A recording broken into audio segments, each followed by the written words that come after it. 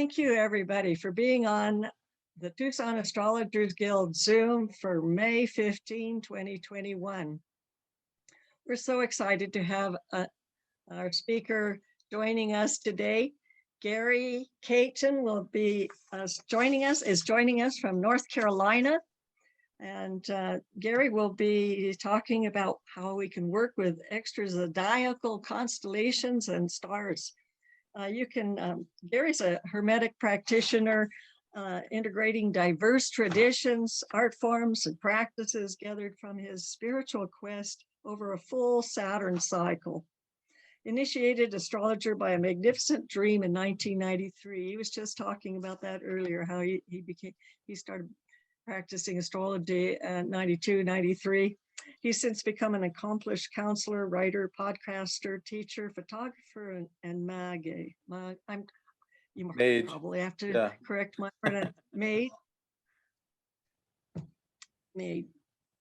Gary is the author of Hermetica Triptycha.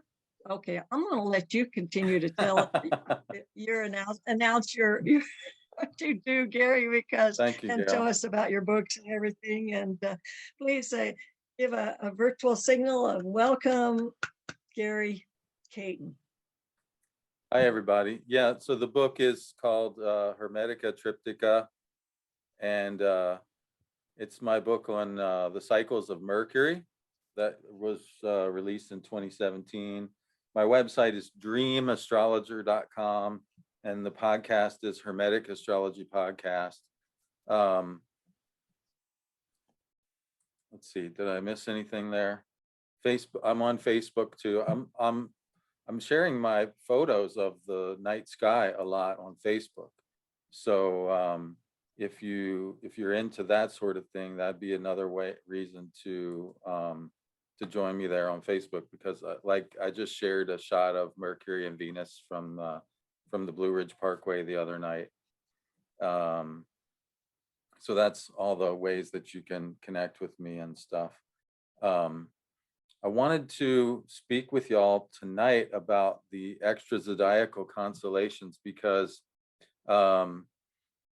it just seems like there's a lot more room in the sky than the narrow band that we call the ecliptic and the zodiac. And it's also, there's kind of a red herring. I think I'm saying it right. I'm not sure what a red herring is exactly, but you hear these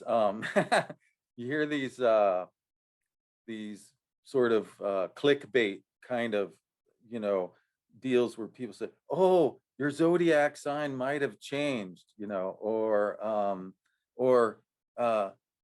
you're not a Scorpio, you're an Ophiuchus. And now on the one hand, we all know that's complete BS, right? Like, because signs are different things than constellations. And so now, if anybody needs a quick tutorial on that, let me know, because we can certainly do some, but I'm assuming everybody knows what I'm talking about there. Signs are equal divisions, 30 degrees, 30 degrees, 30 degrees. Now, it doesn't matter if you're talking about the sidereal zodiac or you're talking about the tropical zodiac, the signs are 30-degree segments, right? And but constellations vary between about the smallest constellations. I mean, I think you've got Delphinus, which is located in a tropical Aquarius. Just this little tiny dolphin, I must be about 5 degrees wide, the constellation, right? And then you've got Pisces, and some of these other constellations are like 45 degrees wide, so that kind of stuff, hopefully, we're starting to move past that kind of thing but it's actually kind of interesting to me that the worst anti-astrology campaign that the scientists can manage to run on us at this moment in time is this: your sign may have changed stuff. Because if that's all they got, it's a pretty good sign that we're safe for the moment. But yeah, Ophiuchus is not a sign. Ophiuchus can't be a sign. there can't be a 13th sign, because once again, signs are equal divisions of the zodiac, and 360 does not divide equally by 13, right? So I don't care if you wanted to make, Boetes a sign. Boetes is not a sign, it's a constellation. So we have signs and we have constellations, right? And one of the things that I wanted to point out about that, which is very interesting, is that, it wasn't always the case. I'm going to go ahead and share my screen here. It wasn't always the case that that this tropical zodiac thing that we are so used to working with, it wasn't always the case where that was the primary view.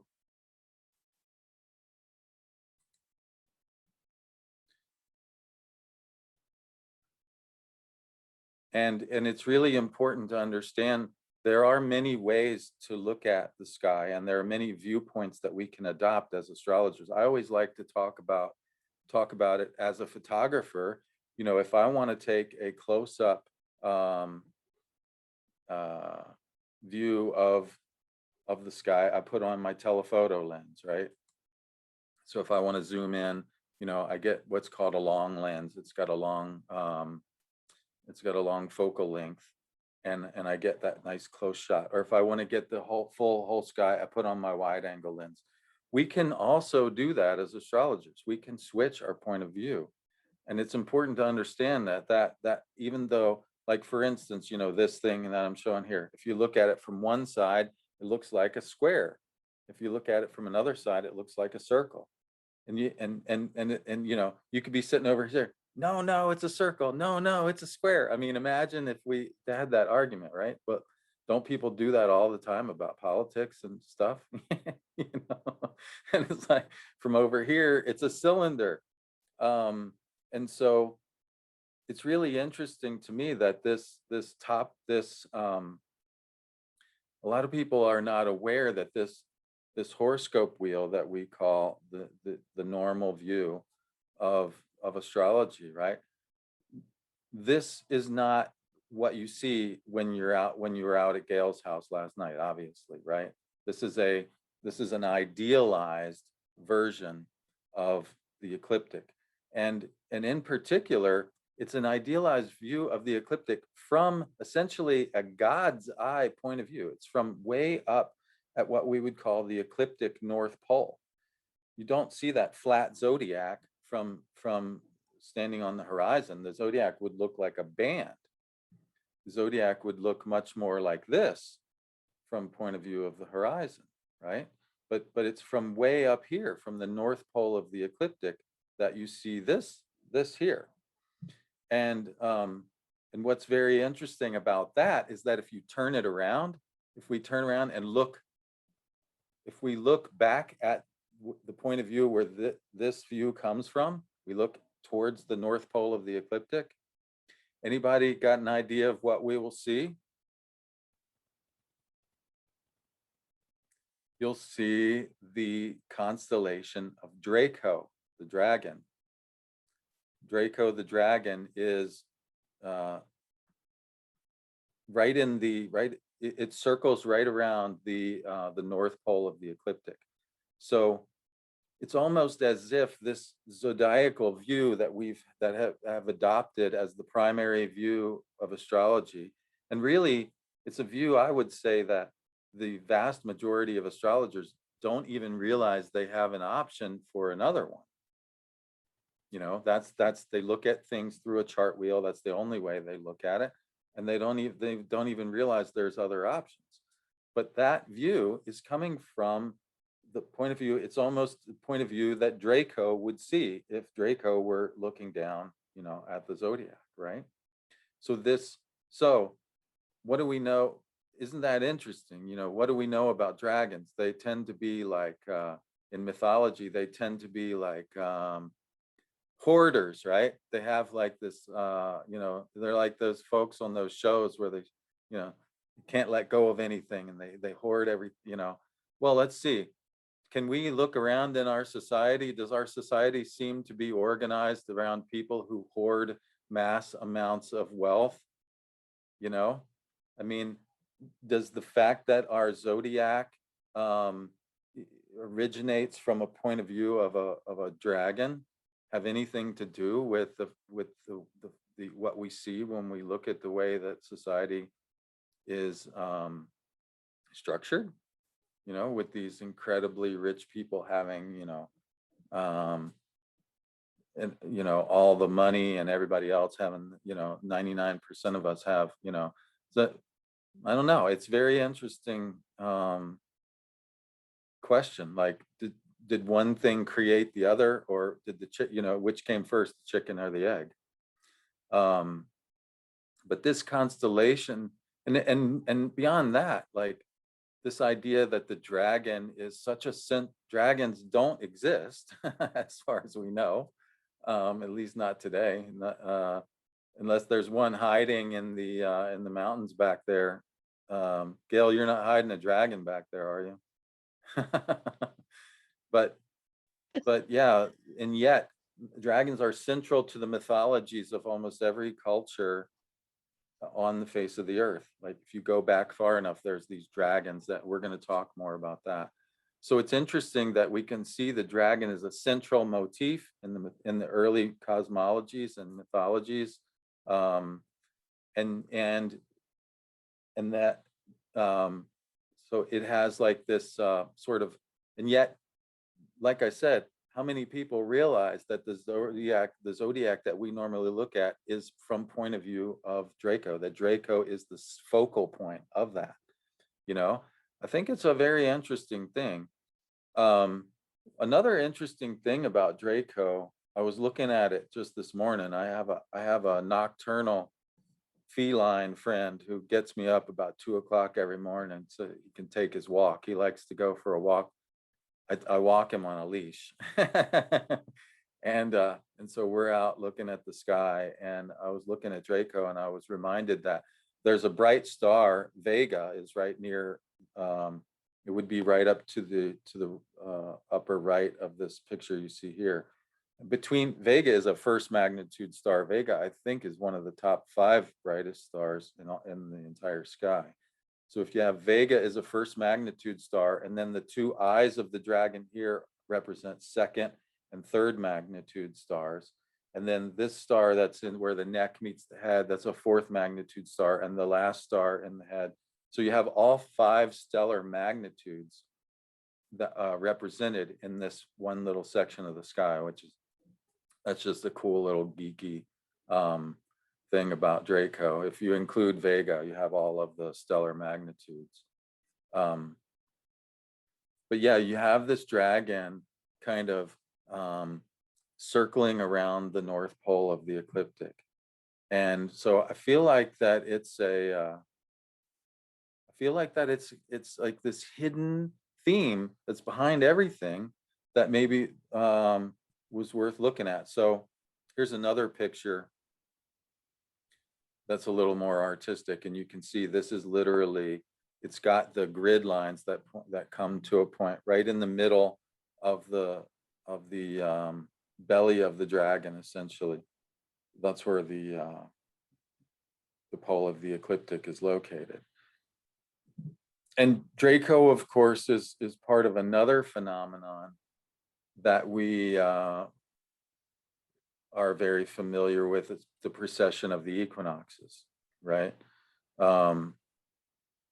Most people are familiar with the precession of the equinoxes as in the age of Aquarius or Pisces or yada yada, that the stars that are located at the vernal point of 0 Aries, which is the spring equinox point, that the stars located there shift over time, about 26,000 years.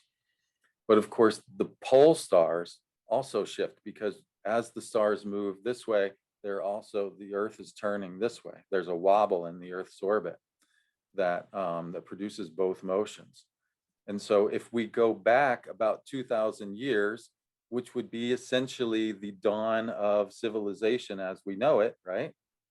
Guess what star was the pole star at that time? It was Thuban of Draco, Alpha Draco. So this star has a kind of a central role in a couple different ways in this constellation. That is, it has like this central role in a couple different ways. So there's a lot of reasons to think that having a little more familiarity and looking into it a little bit more might be fun and might be interesting and revealing. Okay, I'm going to stop for a second. I did just pass over some relatively technical stuff there. I'm just going to stop for a second and make sure nobody has any questions that they need clarifying on any of that stuff. We have plenty of time. Don't be shy. If anything just went right over, feel free to let me know and we can back up a little bit. There's a myth about Draco, the dragon, and Hercules, wasn't there? Yeah, that's right. That's right. We're going to talk about that myth right here in just a second. Yeah. So, okay. So that does bring me to my next point. Actually, let's see. What I'm going to do is I'm just going to I'm going to bring up my astronomy program for a second.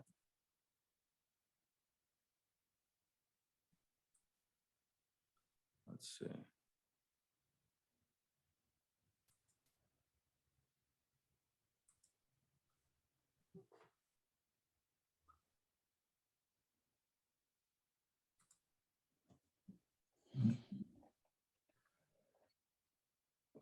If I can get this to, there we go, to cooperate. All right.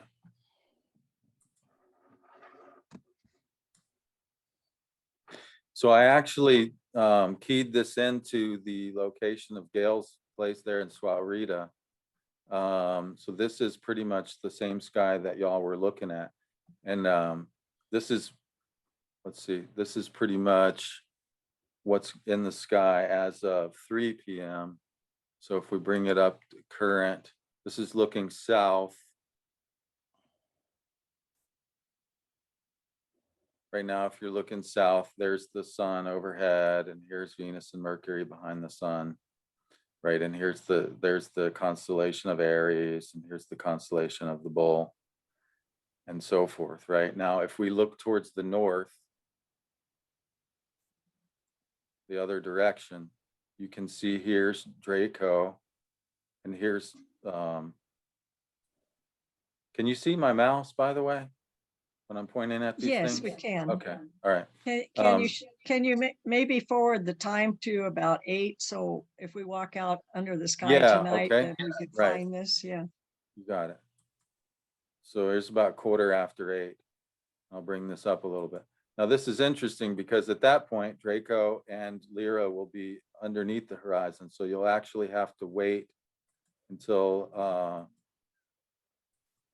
it'll be more about, let's see, be pretty late by the time Vega rises. Yeah, you'll have to let me know, and when my cat wakes me up, I'll give you a ring. And Actually, we could see Vega last night could you? Yes, we could see Vega at 9 o'clock At last 9 night, o'clock? just coming over the eastern horizon, and we could have seen Draco, I'm sure, if Let's I'd see. remembered to point it out. We could see Thuban. Certainly, I was talking about Thuban between the Okay, let's see stars here. of the Little Dipper and the handle of the Big Dipper. All right. I'm not sure. There we go. There we go. All right. So yeah, well, now if you'll notice, right now I have the grid on here for the ecliptic. So I'm going to take that grid off, and I'm going to put the grid on for the pole. Now you'll notice here is the Little Dipper, and here's Polaris. You'll notice how the grid is converging on Polaris there. So Polaris is the star that is to the north pole of the equator. So Polaris is the star that our planet points north to, right? The actual north pole of the planet. And if we forward this around over time, you'll see that Polaris stays pretty central, and that's why you can get these really cool star pictures. Polaris stays pretty central, and I have a little bit of trouble with this. Let's do this.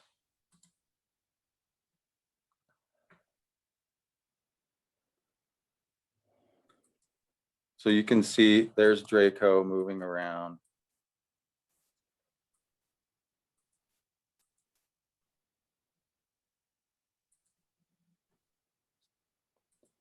Let's see if I can move this.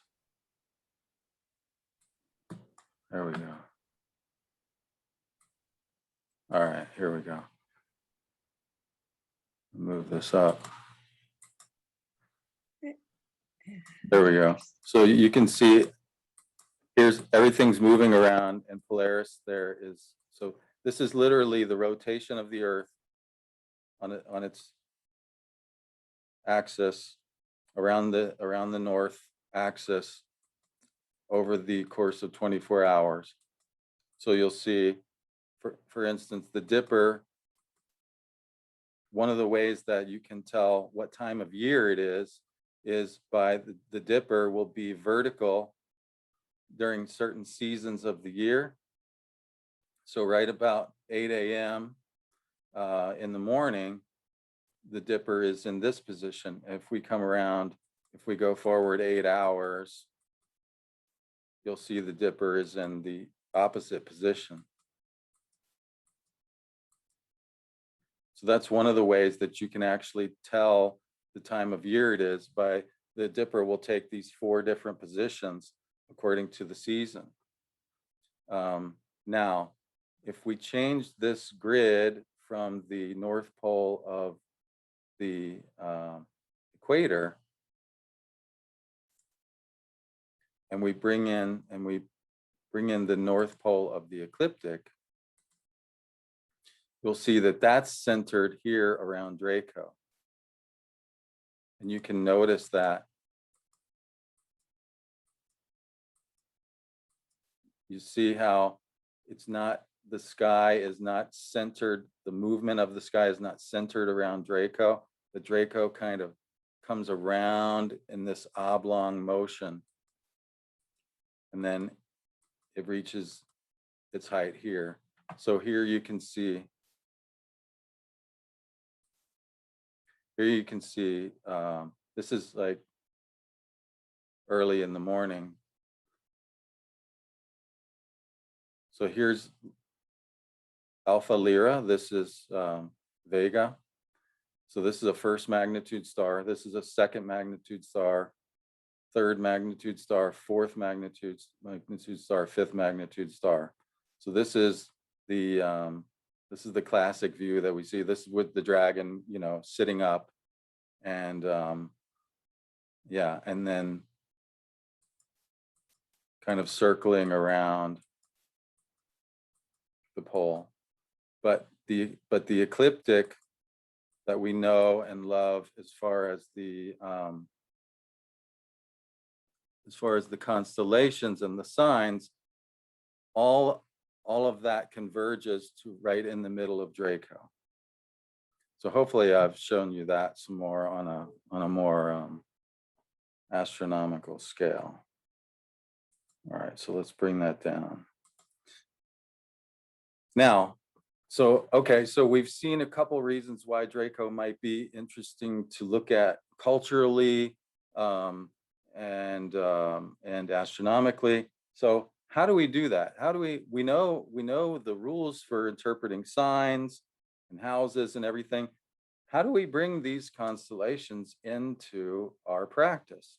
Well, Gail brought up one of the most obvious ways is that we would use the mythology that's associated with these constellations. And there's a very interesting, there's a whole slew of dragon mythologies that we can talk about. The other thing is we can look at the etymology of the word. So we have we have the word itself, the name of the constellation, we have the mythology, and then we're going to talk about the planets that Ptolemy associated with these various constellations. So there's 3 different ways that we can begin to bring these in to the astrology that we're used to practicing. So when we look at the name of the dragon, it comes from words that have this idea of this piercing gaze. And this idea, isn't it interesting then that essentially the zodiac that we're used to seeing is from point of view of this piercing gaze of this dragon, you know? And so it's almost as if we are the dragon then, if we're looking at that.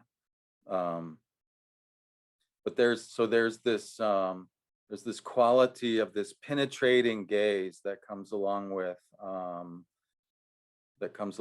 this energy.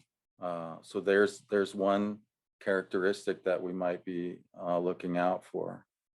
Of course, there's this general mythological tendency that we've talked about in terms of like hoarding treasure and whatnot. There's the Hesperian dragon is the one that Gail was mentioning. It was a 100-headed serpent that guarded the golden apples of the Hesperides, and it was slain by Hercules and then placed amongst the stars. So there's that, but there's also the Colchian dragon, which was this dragon that never sleeps. Now, to me, this is a clear reference to Draco also, because Draco, being a circumpolar star, it never sets. It's always above the horizon pretty much.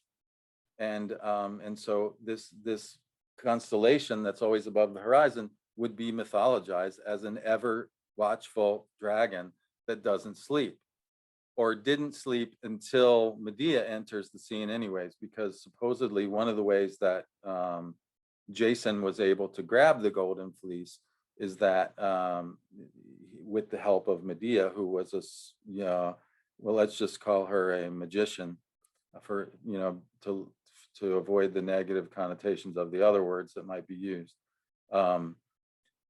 And she was able to put the dragon to sleep, and then Jason was able to grab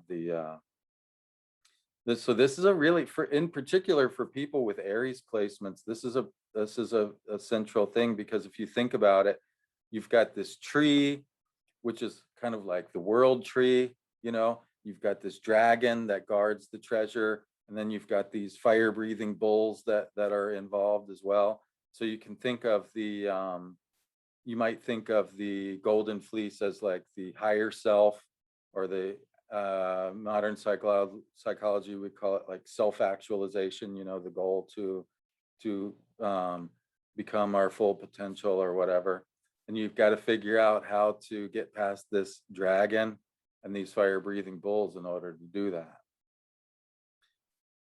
What's interesting about the Medea part is after she put the Colchian dragon to sleep, there's this whole thing where Jason betrays her, and then she betrays Jason, and then she gets away on a chariot drawn by dragons that were given to her by her grandfather, Helios.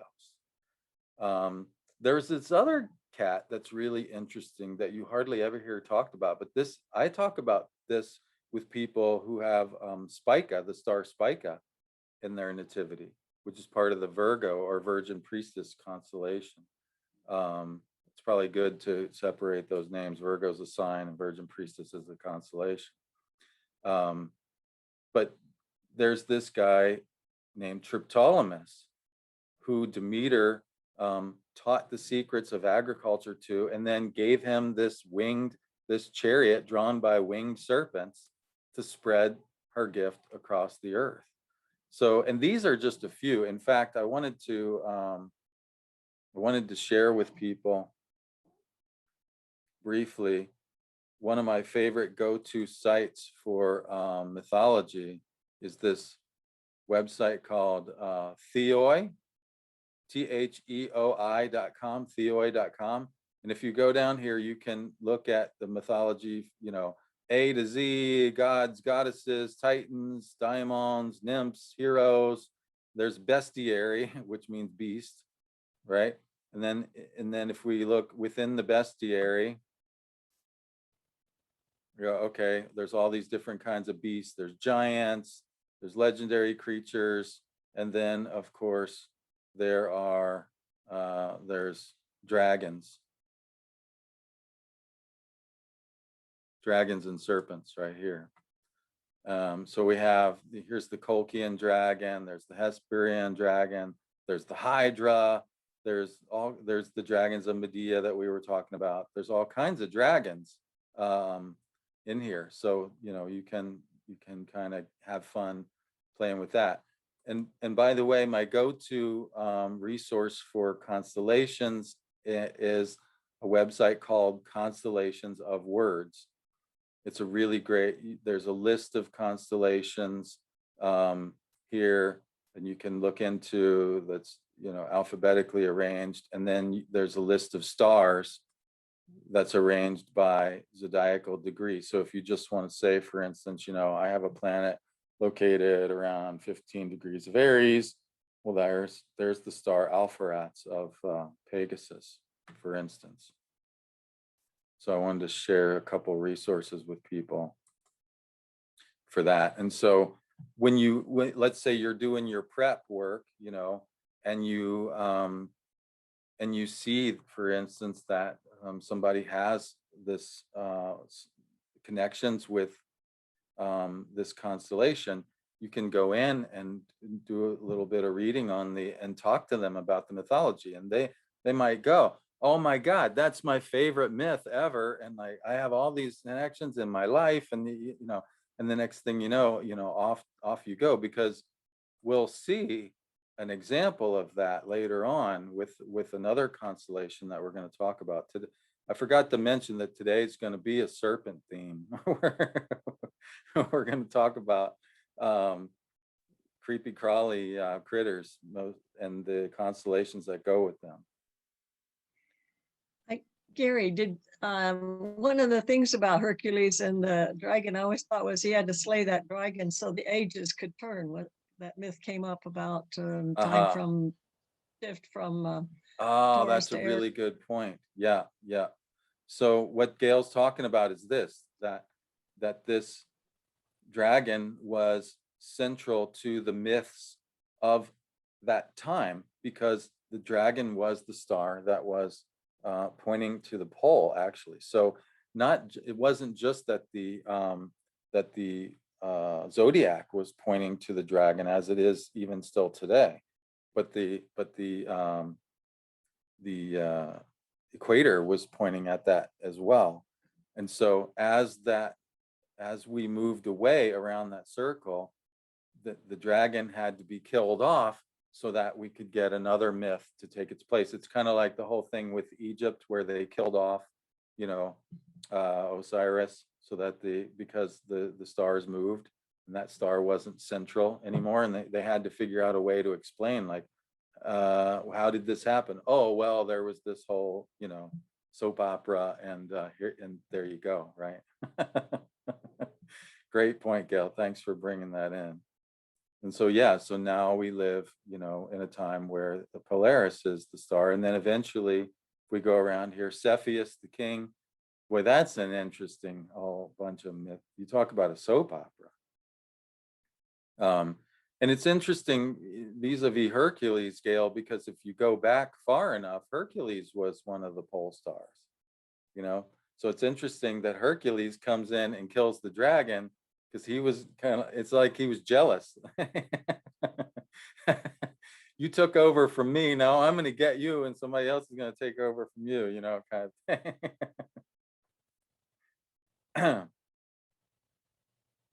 All right, so so we have the etymology, we have the nature of the word, and by the way, that Constellation of Words website has a lot of this information on, so that's why it's such a great reference, because it goes into the etymology, it goes into the mythology, and then we have the classic literature which in terms of just the astrology, that would be Ptolemy's Tetrabiblos. So far as I know, nobody really knows how Ptolemy got the associations of the planets with the stars that he gives. But he says, look, if you want to know what these stars mean, you just have to know that they're a combination of different planets. And I had, as a matter of fact, I think, and I didn't even know this until you mentioned it, Gail, but the person that I am quote unquote competing with, Elizabeth Hazel, she's talking for the other group at this right at this moment. I had her on my podcast talking about her star book. And one of the things that she brings up in her star book is that by her view, Ptolemy gives these planets in an order, and that essentially that's a cue to the experiential nature of the star. That, for instance, with Draco, it'll show up as Saturn first, and then later Mars and Jupiter will. So it's almost like when you're talking about wine or beer or food, the initial taste, and then you have like the finish, they call it, with the wine or beer. So in this, the initial taste would be Saturn, and then the finish would be Mars and Jupiter, according to Ptolemy. And there's ways that we can test that, and we're actually going to look at some ways to do that here in a little bit. Some supplementary materials that really aren't astrology per se, but they're more magical. You might call them grimoires. Albertus Magnus, he did this book called On De Minerabilis, it's on minerals, talks about ways that you can make talismans from these constellations. And he says that the what you would get out of doing a Draco talisman, and that it would make you more cunning. Adroitness is sort of like cunning in action. Adroitness is like the ability to sort of be like a snake, sort of shifty and sort of, and also bravery. Well, if you're gonna deal with dragons, their bravery kind of comes along with the picture, right? And then Cornelius Agrippa, 3 books of occult philosophy. He says about the same thing: crafty, ingenious, and valiant. Yeah, if you think about it, I mean, Saturn definitely has some craftiness about it. Mars would be the bravery and the valiant. Maybe Jupiter gives the ingeniousness. So you can kind of start to see how they're talking about similar things, I think. So that would be the third way that we can begin to bring in we can start to talk about the meanings of what it is to have connections with these constellations. Okay, any questions about any of that?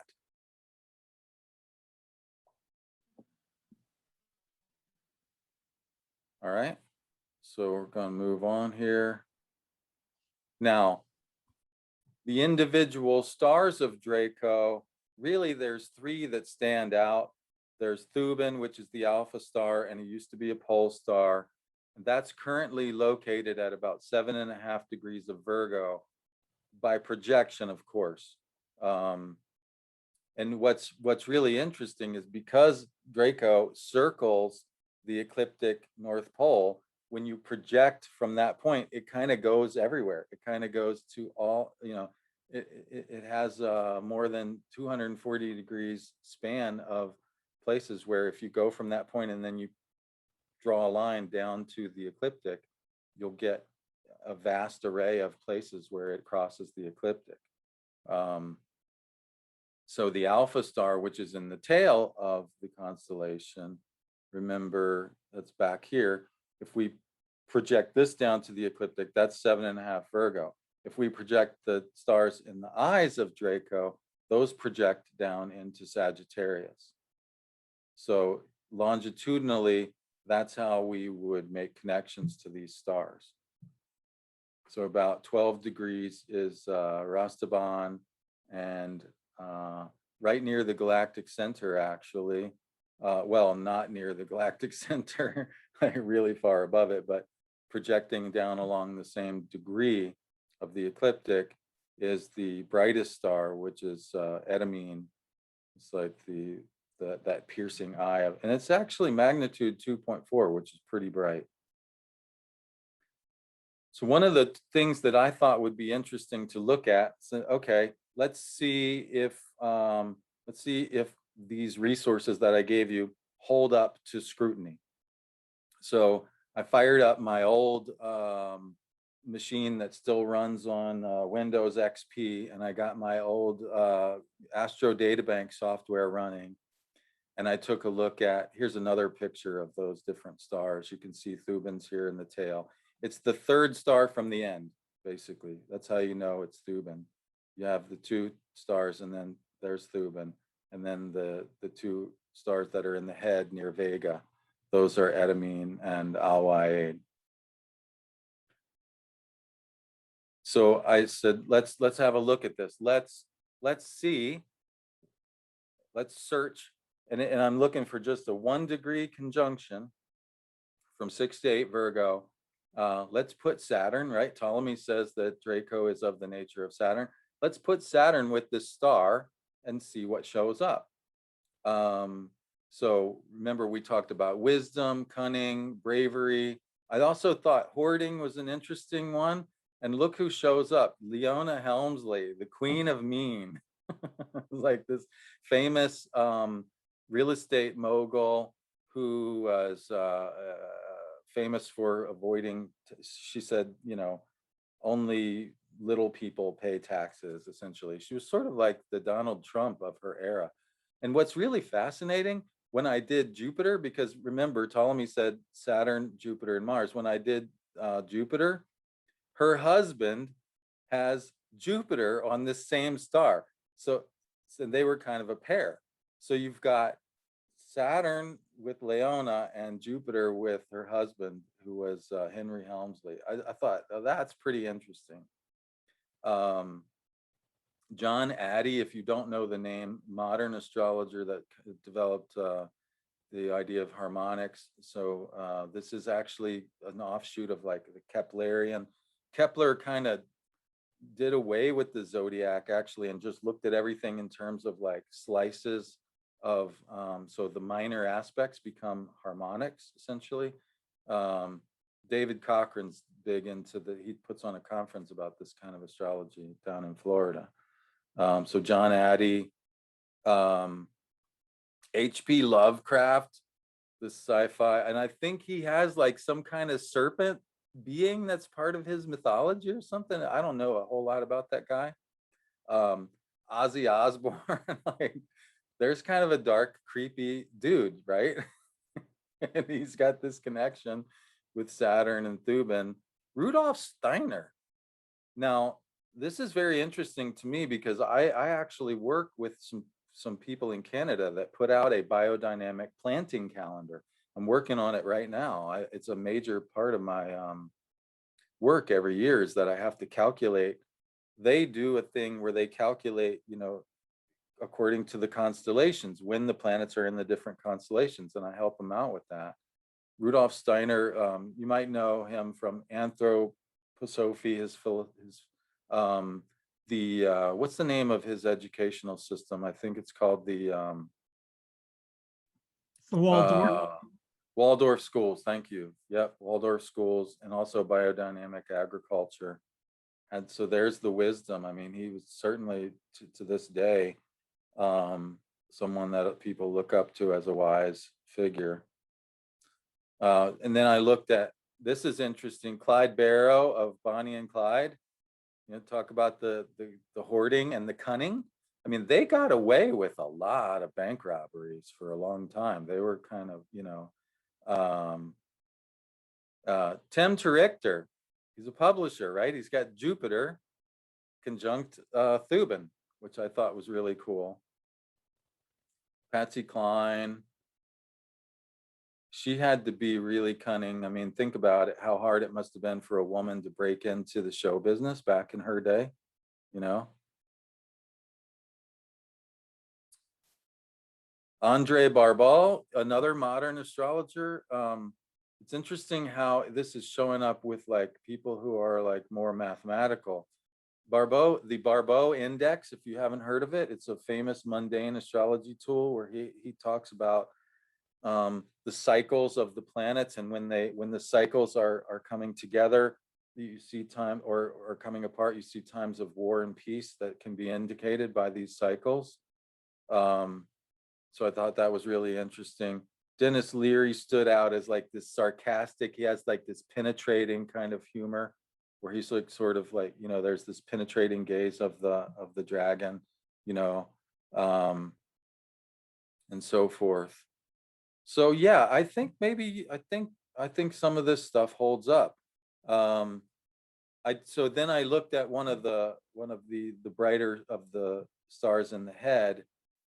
This was interesting. So if we put Jupiter is the planet that rules Sagittarius. So Jupiter is going to be strong in Sagittarius anyways. And then you put it with a star that's supposed to be of a Jupiter nature, that should really give an extra boost to that placement. It's interesting. Warren Harding, who was the president that established the Naval Academy, which classically Navy seagoing stuff would be associated with Jupiter, and also the Smithsonian. I don't know how many of you have been lucky enough to make it to the nation's capital and see some of the Smithsonian museums that we have. I mean, absolutely amazing institutions, very Jupiterian. I mean, they have the Museum of Natural History. You go in there, they have like rooms and rooms full of the different crystals and everything, and they've got this big, big Tyrannosaurus Rex and all this stuff. It's really fascinating stuff. A lot of singer-songwriters, for some reason, have this placement, which is interesting. There, you have to be kind of cunning to make songs work. Kind of ideas. All right, so that's some stuff that you might look for if you're looking at connections with Draco. Now this one, I like I said, I decided to go with this is the one that actually made me think of this topic, because you have this whole thing where well, your sign may have changed, you might be an Ophiuchus. Well, we've already established that that's pretty much nonsense. Ophiuchus is not a sign, but Ophiuchus can absolutely be connected with people's charts. Just because it's not a sign doesn't mean that it's not a player. And we can, because this one is actually a lot closer to the ecliptic. In fact, 1 foot of Ophiuchus dips across the ecliptic, and that's where they get this idea that because Ophiuchus is on the ecliptic, you have to make room for it and make it the 13th deal or whatever. I mean, I suppose you could make 13 constellations if you want to do it that way, but it certainly could not be a sign. But there's this dude wrestling a snake. And this is a very interesting figure for a lot of reasons. There's the name, of course, is basically means serpent bearer, serpent wrestler, snake charmer. So there's this whole idea of somebody who is battling the serpent and or mastering the serpent energy. All right. Right. So it depends on how you look at it. And here's another great resource, by the way. Marcus Manilius was a famous Roman astrologer of the 1st century AD, and he wrote this book called Astronomica. Goes through the entire sky in meter, writes it in poetry, talking about all these constellations. I mean, incredible work of art. That's really cool. And they have excerpts from Manilius a lot of times on the Constellations of Words website. He talks about this struggle will last forever since they wage it on equal terms with equal power. So it's like, who's moving who? Is the serpent moving the man, or is the man moving the serpent? Like there's this sort of battle. So is he the serpent wrestler or the serpent charmer? this is a really interesting star. I almost hesitate to bring it up because I imagine it's a trigger for a lot of people, but our previous president had his moon conjunct this star. In fact, it was a lunar eclipse. He was born on a lunar eclipse conjunct to the alpha star of this. And it's interesting because the other thing that Manilius says about this constellation, he says, they will exchange kisses with serpents and will not be affected. And if you think about like the whole idea of like, draining the swamp, and that Washington, D.C. is this pit of serpents. And here's this person who's able to go in there and I mean, it's kind of ironic. I'll leave it at that. Now, if we look at the mythology, this is really interesting. We can look at the mythology, but we can also look at like just the visual symbology of the one thing that came up, which I thought was really interesting. It's a round constellation. So you can almost see this as the placenta with the cord, that there's this sort of deep neonatal connection to like the way that we have evolved as primates, and that Ophiuchus is really this, because when birth gets complicated, like the cord can get wrapped around your neck and you can get strangled by the cord, and there's all kinds of weird stuff that can happen with that. So it's like maybe we're all, as primates, snake charmers in a sense, like, because that's where we come from. We come from this place where we have this relationship with this cord as we're born, which I thought was really interesting. And in terms of mythology, Ophiuchus is associated with the great healer Asclepius. And Asclepius was born, depending on how you read the myth, either Apollo killed his wife for being unfaithful, or she died in childbirth. There's different versions of these myths.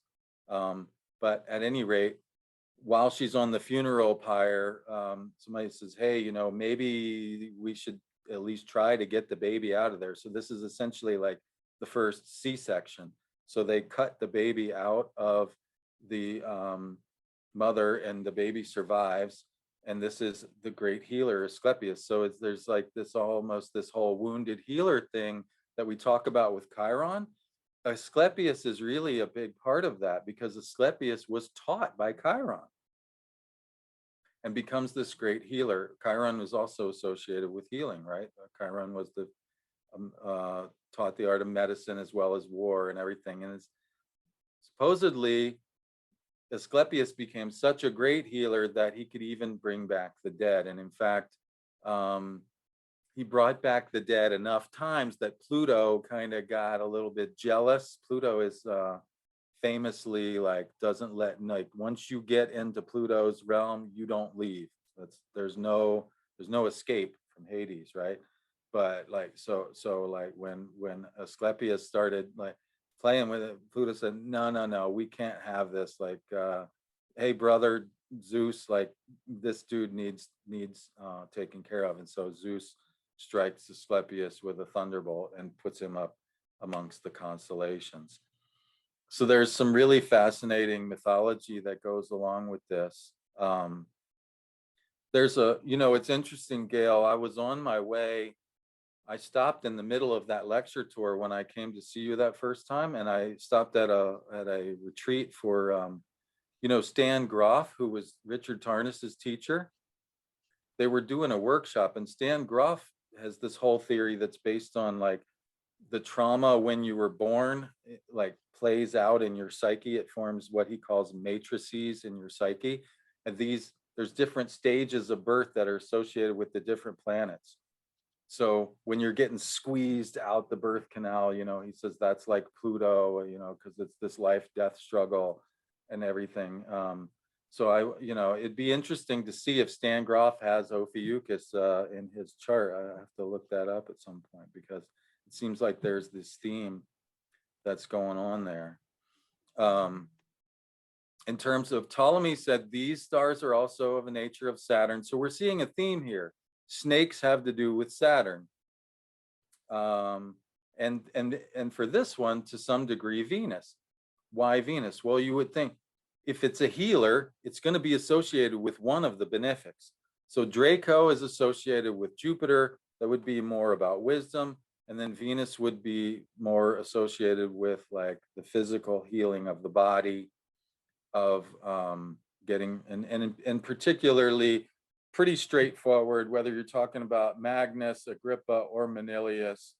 They're basically saying, yeah, if you want to cure snake bites or other venomous, this is the one to go to, like this constellation, that's what it's for. Here's the quote from Manilius.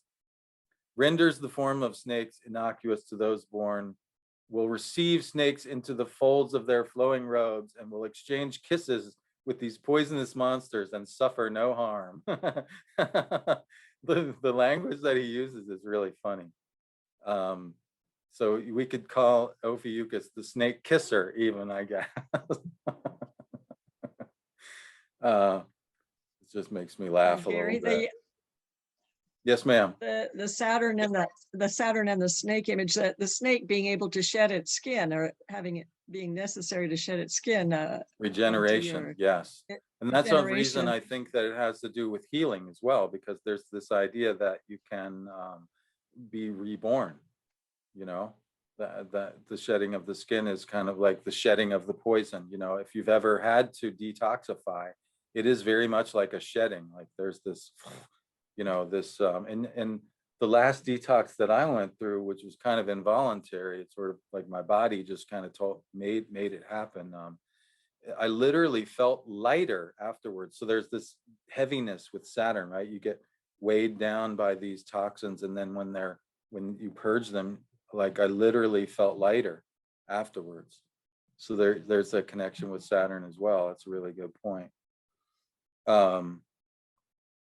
Okay, so now the absolute brightest star of Ophiuchus is the star that's literally in the forehead of the figure, and it comes from I guess the Arabic term Ras al-Hawa means head of the serpent charmer. So Ras al-Hagi, I guess is how you say it.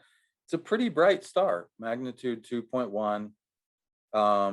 And so it's not just associated with this particular star, wouldn't be just associated with this healing and this getting rid of toxins, but it would also be associated with the power of imagination, because it's a third eye, right? That's what the third eye chakra is about. It's about the power of imagination.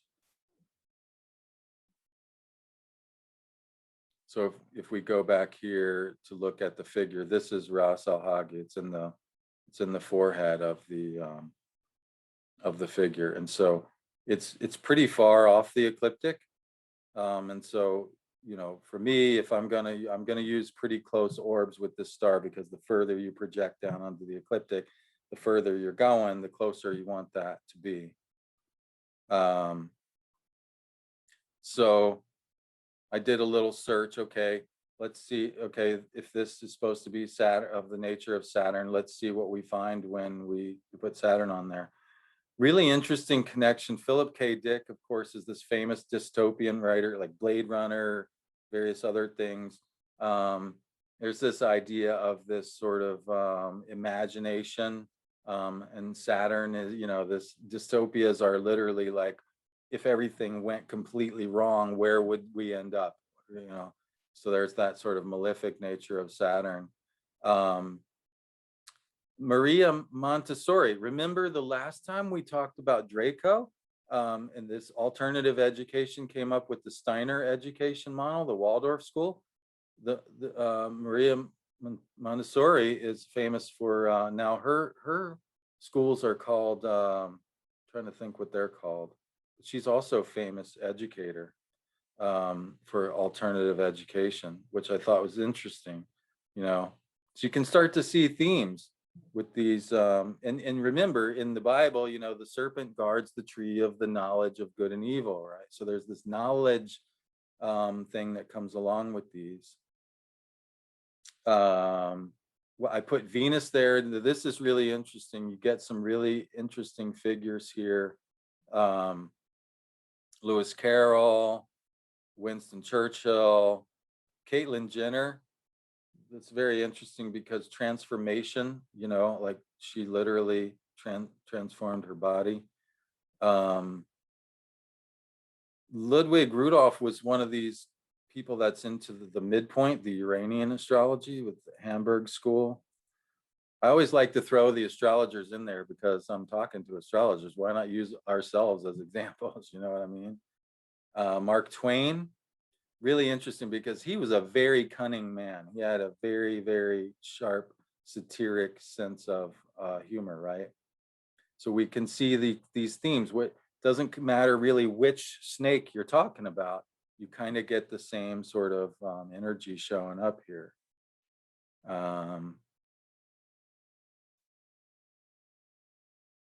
Okay, so now, how would I do this when I'm looking at a chart? Well, mainly you want to look for, I would look at stars that were connected to the sun, moon, or ascendant, first of all, or the angles, right?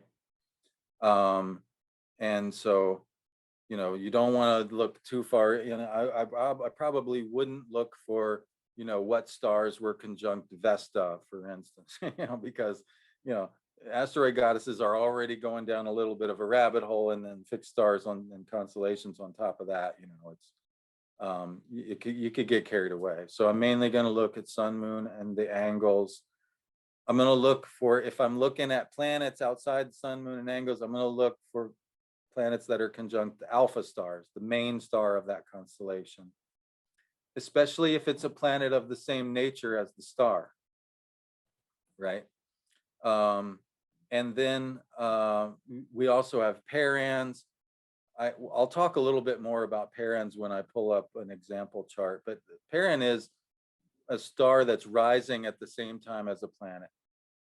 So it's not conjunct by longitude. There's not a zodiacal, you're not projecting onto the ecliptic.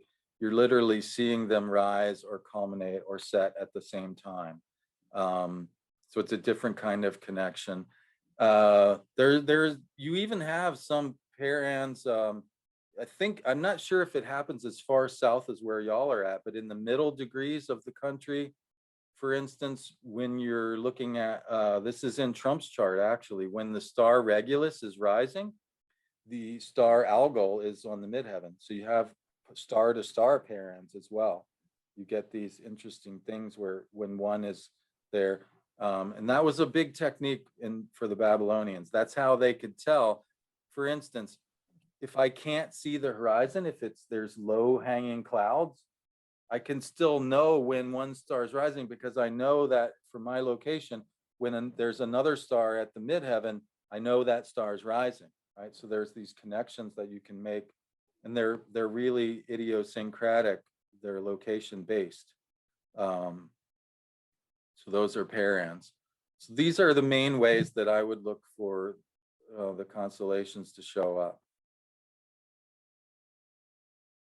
And then, okay, so how do we do it? So I would talk to them about briefly. I would say, you know, here's what this name means. And again, like, is any of this ringing a bell? Does this show up for you in your life? Talk about the mythology.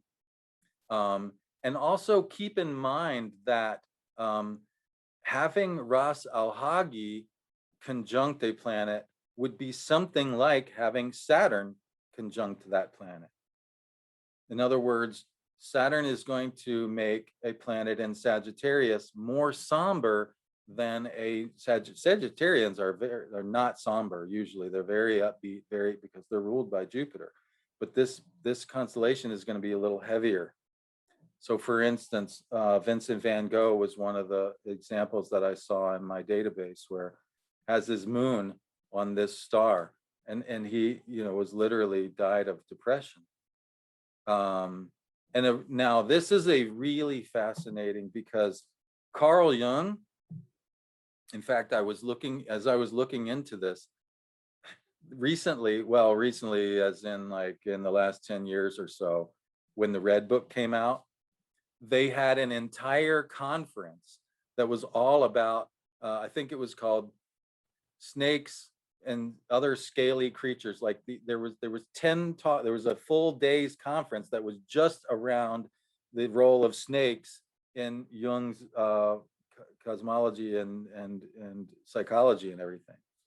Because now this is a really interesting example. Carl Jung was born at a time when the planet Mars was stationing direct. So, and now think about this for a second. When a planet is stationary, it's not moving. So it's literally more like a fixed star. It becomes very focused, and when you have a planet that stations on the degree of a fixed star, that's very unusual, because Mars is not going to station in the same degree, very often at all. Really, it takes 79 years before that happens to the degree. That's the synodic return for Mars, where the first time you get a station in the same degree. So this is a very rare event, and Carl Jung was born right as Mars was stationing on this star that's associated with this. And look at the images from the Red Book. I mean, here's this red, like volcanic thing, and this serpent is like coming out of it. It's amazing. And remember the other connection. This star, Ptolemy said this star is like Saturn and Venus. I mean, look at the artistic ability. My goodness, the man could have easily been an artist. But he did all this stuff, just for his own personal psychological growth. He made these illuminated manuscripts, and nobody even knew about it until long after he was dead, because he was still dealing with that whole trip that Freud laid on him, where you're going to give psychology a bad name if you tell people how crazy you are. I think that's really fascinating. I heard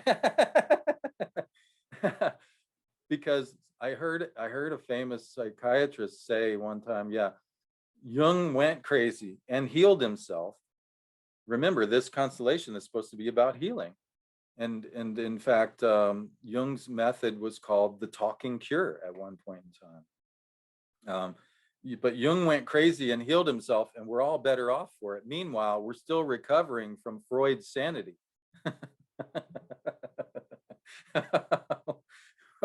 Which is that I think that's kind of dragon or snake humor. Look at this one.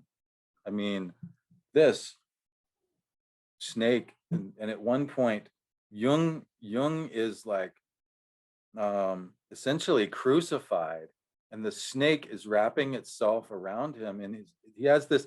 And by the way, remember how I said third eye imagination? Jung calls his technique for engaging with the unconscious active imagination. It's kind of a waking dream.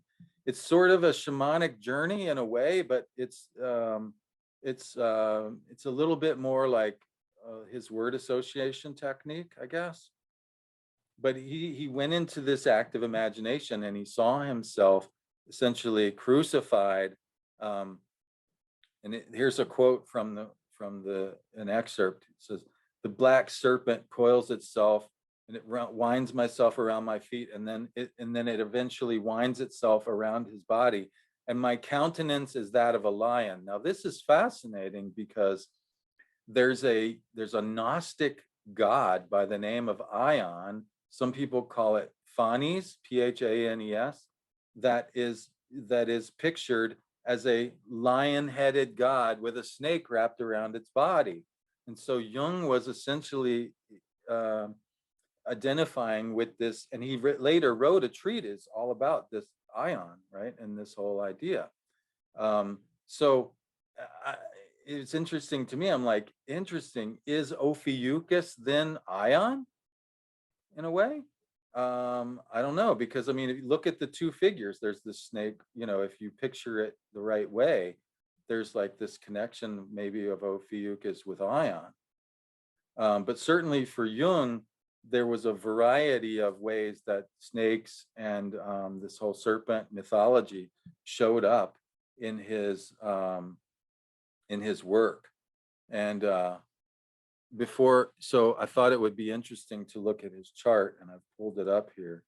So if we just look at the view that we're all used to seeing, now this is a rectified chart. I don't think we have an A-rated birth time, but to me it makes sense to use Aquarius rising because Aquarius came up very strongly in his red book imagery.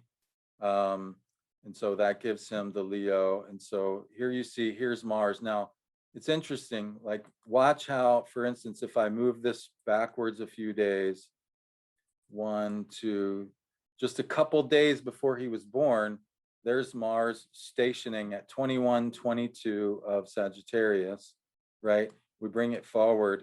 It literally hasn't moved in 2 days. So it's literally sitting still like a fixed star in the sky. And right underneath this fixed star of Ras al-Hagi. And what that looks like in the sky, if we bring this around. And this Mars would have been very bright too, because when superior planets are retrograde, they're farthest from the sun and they're reflecting more sunlight. So you can see literally here is Ras al-Hagi in the forehead of this figure. And if we project straight down at a 90-degree angle to the ecliptic, there's Mars. It's within like about half a degree of the star, and it's stationing right on that star.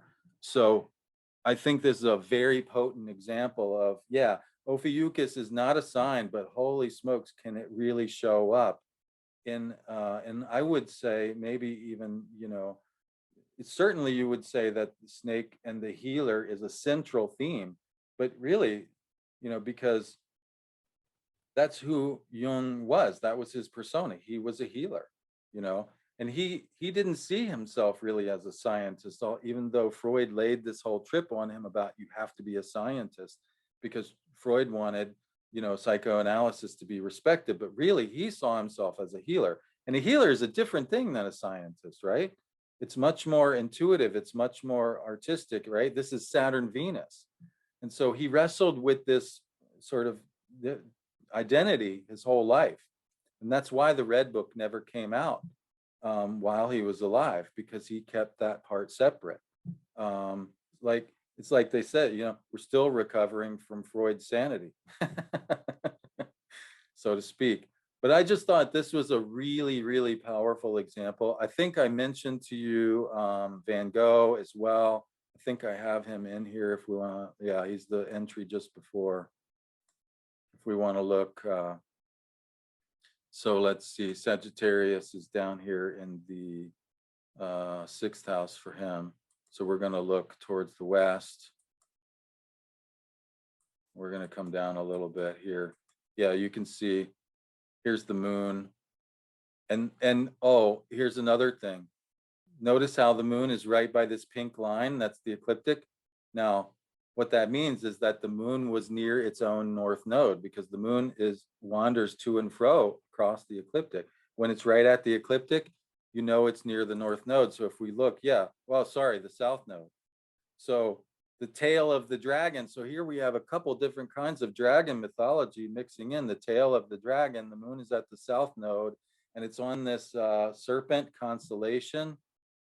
And you don't actually get a lot of themes of snakes in the actual art of Van Gogh, but this idea of this piercing gaze.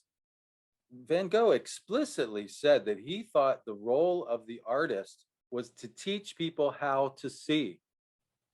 That's what the job of the artist was. And he literally felt like that he had this ability to see beyond or through the mundane things that most people, and to see the essence of the spiritual energy behind the scene. And that's what he painted. One of the things that he said was minimize the obvious and exaggerate the essential. So he was trying to bring out the spirit of the scenery that he was looking at, you see? So there's this penetrating gaze of the serpent energy that comes along with, and again, I'm mixing metaphors because Draco was the dragon with the, but it seems like this imaginative quality of this third eye has a similar quality of this ability to see beyond the normal view of things that goes along with this. So I thought those were a couple really potent examples. And then one more constellation that I want to share with you, which continues this theme, is the constellation of Hydra. So remember how I said, let's look at alpha stars. This is a really, really obvious example to me. Jim Morrison called himself the Lizard King. Well, he has Jupiter widely conjunct Regulus, but it's much more closely conjunct Hydra, Alpha Hydra, which is known as Alphard.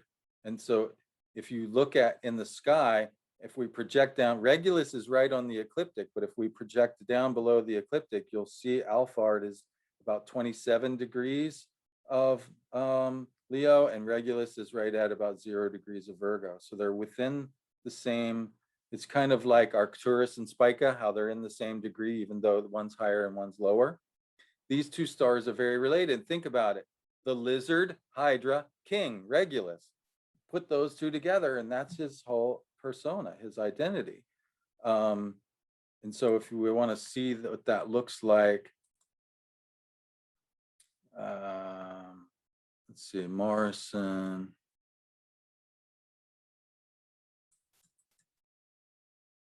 I believe I put him in here. I thought I had him in here.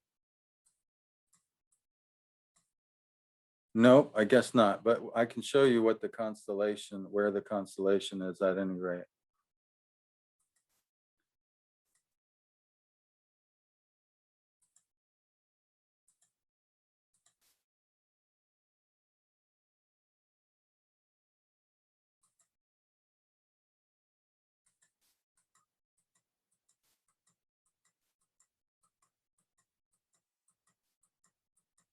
Here comes Hydra. This is one of the biggest constellations in the sky.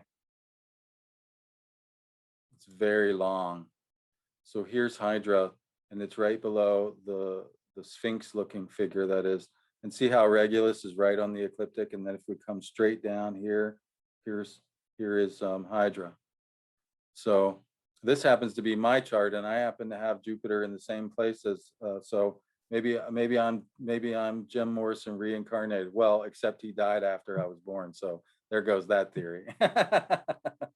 But you can see how if you have a connection with Regulus and it's on the early side of, you might feel that conjunction with Regulus somewhat because Regulus is very close, but it's actually more closely conjunct in terms of degrees to Alphard here.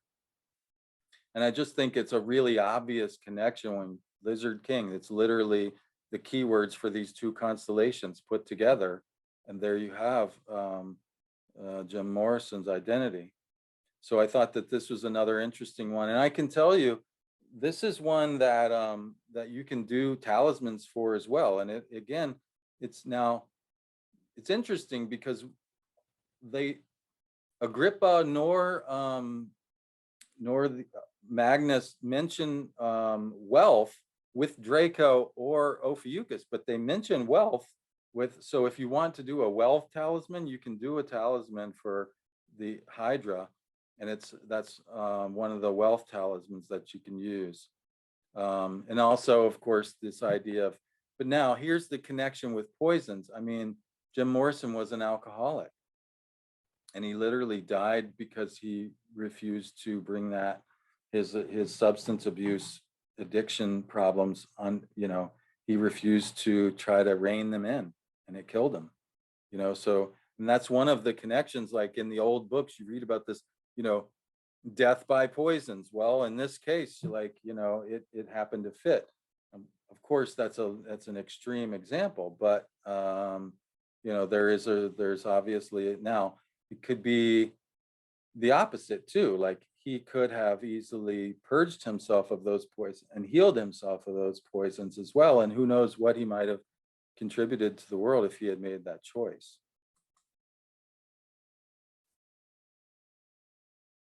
So,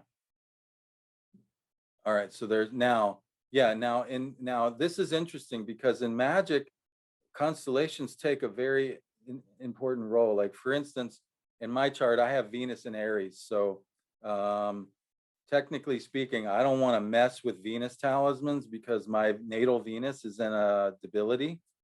So if I was going to, now I'm married, so I'm not, but if I was going to hire somebody to make a love talisman for me or whatever, it would be better for me or someone with Venus in the problematic place to use the constellation Andromeda, who is this beautiful maiden, and she married really well.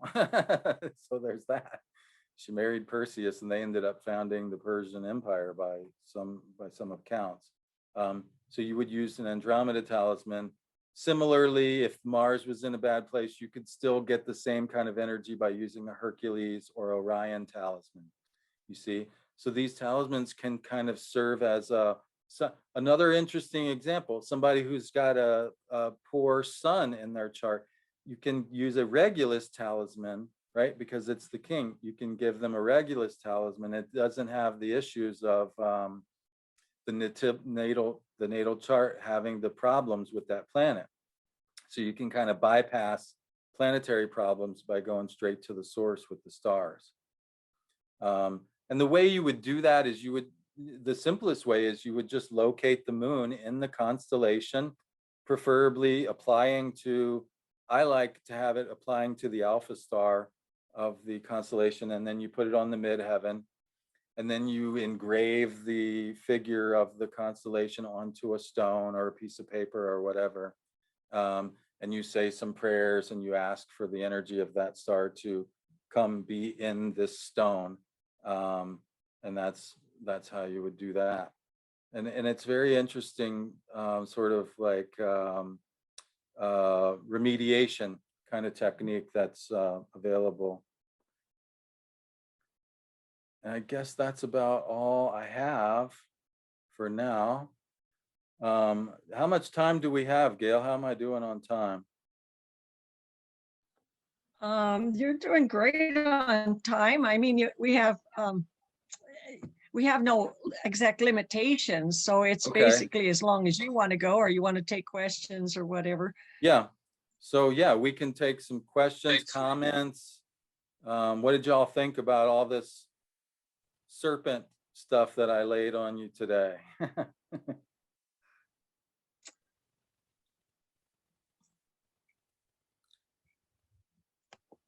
I'll stop sharing my screen for just a minute. Anybody have a comment or a question? Saleeve, what would you say about Vega conjunct the ascendant and Neptune? Right. Yeah. So Vega is a very interesting example. So let's look. I'm going to bring Dragon Year Chinese astrology. That's very interesting. Yeah. I would say if you were born in a dragon year and you have a connection with one of these stars of Draco, that would definitely be something that I would look at. Absolutely. That's a good point. Let me, all right. The call, yeah, okay. So let me bring back the screen here and I'll show you Vega. Let's bring Vega around here.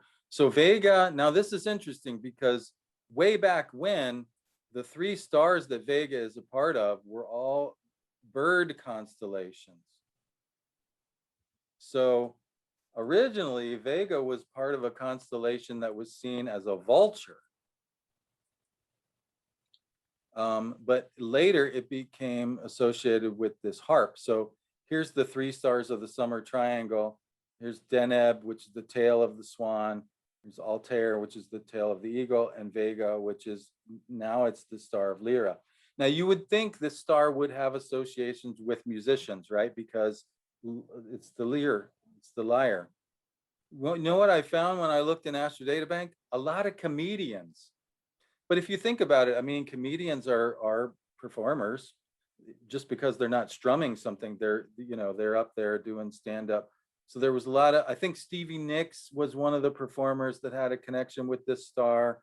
Um, Orpheus, the Orpheus was the mythological figure, and so there's a whole tradition actually that goes along with. There's a series of Orphic hymns where there are these sort of tribute songs that are sung to the various gods, and the Orphic hymns are actually used in magic to invoke whatever god you're calling on. And so if I saw someone with a Vega on the ascendant, I would talk to them about, like, do you have a side gig as a performer? Because if you do, like, this might be one of the rare cases where I encourage someone to, think about, leaving their day job, or think about how they might go about that. The other thing is I would talk to them about this tradition of Orphism, and I would talk to them about using these Orphic hymns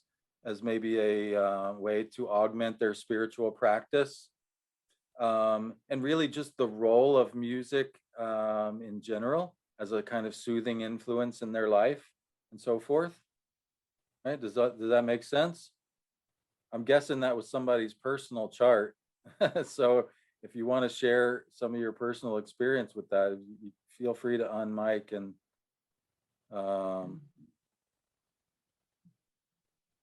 That was to leave, and she said that sounded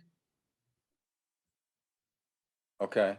Now the person who was asking about the dragon year, yeah, they have Mars at 20 Sagittarius. So now that's not necessarily, yeah, that's actually where we said one of the stars of the dragon's eyes were located.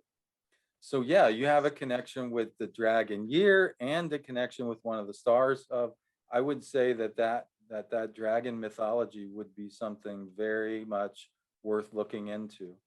And that similar to Carl Jung, like, you know, as you go into that mythology, you might find that it's a really deep rabbit hole.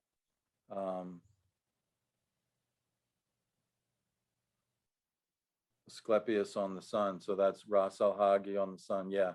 So the issue of healing and healers, and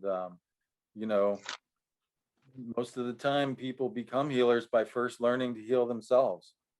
So I would definitely talk to anyone that had these themes coming up in their chart about issues that they've either already been through or issues that they might be going on in that with regard to healing, and their and how that's been part of their path, etc.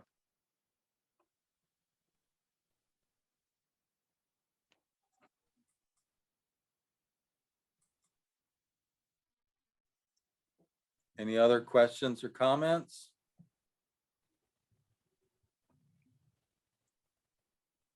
let me see where what do you have to say about the north node between 6 and 10, the current north node, I guess? And Elizabeth wants to know Yeah, if you for use an orb. Yeah. Okay. Oh, okay. So Joyce was 6 to 10, 6 to 10, and Pluto at 6:10, and Pluto at 6:35 Virgo. Yeah. Now that was there was something interesting about that. Oh yeah. Another thing about Jung's chart, which I thought was very interesting. Now, before the other day, I probably would have been slightly dismissive of that idea of Pluto being, connected to a fixed star. But I noticed something very interesting about Carl Jung's chart, which is, remember how I said, look at the angles? So if we look at the Imam Coeli, we go down here to the northern angle, and we notice that you can see here that Pluto is right here with the star Algol. And this idea of Algol being representing the enraged feminine, I mean, I don't know if you're aware of let's see, am I sharing my screen? I might have forgot to share my screen here for a second. Let's see, let me go back and do that. There we go. So yeah, so you can see that Pluto is conjunct the star Algol in Carl Jung's chart. And there's a whole movie about this where he had a patient who became his lover, who then became his student. I think the movie's called A Dangerous Method, and it features Viggo Mortensen as Carl Jung, who does an incredible, no, Viggo Mortensen as Freud, actually, which is interesting. But yeah, I would say actually you can see that because here he had this woman who was afflicted terribly with this condition, and she basically was intensely attracted to him, and he defied what we would consider now to be any kind of reasonable kind of boundaries. And although it was less clear at the time, to be fair, and they became lovers, and he healed her in his defense. He did heal her, and in fact, she became a psychoanalyst in her own right. And she healed him too, I think, because in fact, it was from her that he got this idea of the animus. Because there's this scene in the movie where she's like sort of aggressive and she's coming on to him, and he says, well, usually it's the man's role to lead in these things, woman. And she says, well, maybe every woman has a man inside of her and every man has a woman. And this is, so he got this idea of the inner female and the inner from this encounter with this intense woman. So I would say, yeah, maybe there is, and now it's even more interesting because notice how far Pluto is below the ecliptic at this point in time. So there's quite a bit of distance between Pluto and Algol. But here you have, the angle is in this constellation of Perseus, and you have Pluto nearby along with this star. It seems pretty obvious. So the question was about, no, I think that was actually not Winona Ryder. It was the other Aries woman, British woman. I'm trying to think of her name. But yeah, great movie. If you haven't seen it, it's really the North Node and Pluto on Thuban. Yeah, I would say that that's definitely possibly some really deep collective stuff around dragon themes and possible connections with healing and or the need to detoxify and so forth. I mean, that it's pretty much like a universal theme anyways these days because of the modern industrial age. But I would say that if I saw that in somebody's chart, yeah, I would definitely look into that somewhat.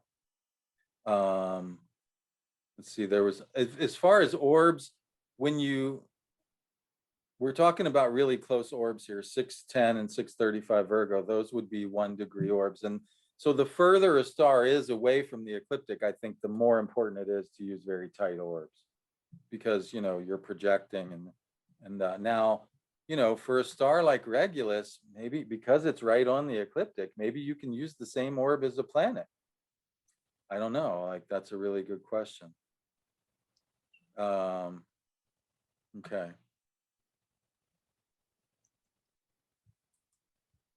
Gary, if nobody else, there's so many bright stars and so many constellations I know, in right? the sky, but I was long associated Arcturus with healing. I was told to meditate on Arcturus long ago before I back into healing. But interesting.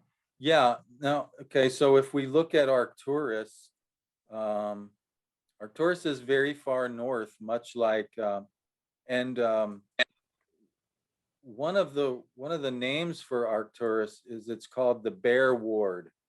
So there's this, now if you think about ward, two kinds of things come to mind. To ward off. So one thing about healing is like protection. You have to get rid of a negative influence in order for the body's positive influences to take over. So if there's this warding influence that goes with Arcturus, then there's a healing that can come around from warding off the negative influences, right? Let me find Arcturus here. We're looking at the north, so that's not going to help. Let's look at the south. Well, the fact it's so easy to find coming off the handle of that Big Dipper. Yeah. Arc. Yeah, and that's the other thing about it is that because it's this star. So here, what Gail is talking about, you follow the arc to Arcturus. So if you follow the arc of the handle of the Dipper down here, here's Arcturus, and then here's Spica. So you see Spica is very close to the ecliptic, and so you don't get Arcturus without getting Spica because they're in the same degree. And in fact, you're more likely to feel the influence of Spica much more immediate because Spica is very close to the ecliptic.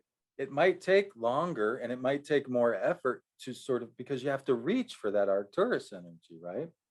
So the Arcturus might come later in life. It might come after some spiritual seeking that's required to reach for this. But there's two ideas just from the name. The bear ward, remember we talked about you could use the etymology and then the mythology. So this idea of a ward being a protective influence, B, there's these dogs that, so it's either chasing the bear, or a ward can be like a guide.